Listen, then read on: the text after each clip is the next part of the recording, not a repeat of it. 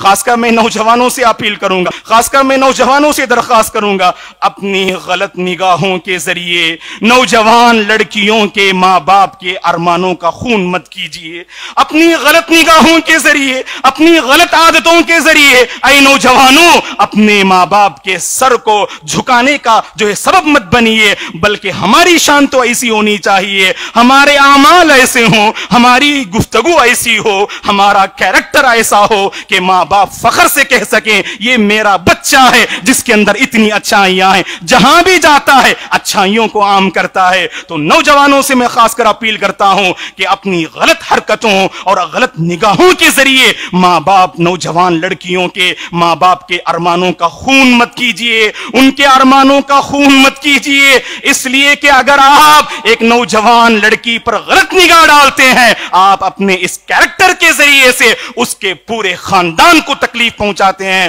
تو لہذا اگر ہم نے اپنی زندگی کا جائزہ لیا تو ایسے بہت سارے معاملات ہمارے سامنے کھل کر آئیں گے کہ جن میں ہم کہیں نہ کہیں دوسروں کو تکلیف دینے کا ذریعہ بن جاتے ہیں۔ شریعت کی تعلیم تو کیا ہے دوستو، شریعت کی تعلیم تو کیا ہے؟ اگر آپ کو کوئی تکلیف پہنچاتا ہے، اگر آپ کے ساتھ کوئی برا سلوک کرتا ہے، اگر آپ کو کوئی بد دعا سے نوازتا ہے، میرے حبیب کی سنت تو یہ ہے بد دعا دینے والے کو اللہ کے نبی نے دعائے ہدایت دی، دعائے مغفرت دی۔ اگر اللہ کے نبی بد دعا کا مقابلہ بد دعا سے کرتے تو طائف کی بستی آج جو مسلمانوں سے کچا کچ بھری ہوئی ہے وہ بستی ہمیں نظر نہیں آتی۔ طائف کے موقع پر طائف والوں نے اللہ کے نبی کے ساتھ کیا کچھ معاملہ نہیں کیا، ہر قسم کی تکلیف دی اللہ کے نبی کو۔ جب ملک الجبال اللہ کے نبی کے پاس آتے ہیں، فرشتوں کے جو پہاڑوں کے فرشتے اللہ کے نبی سے آ کر بس حکم چاہتے ہیں،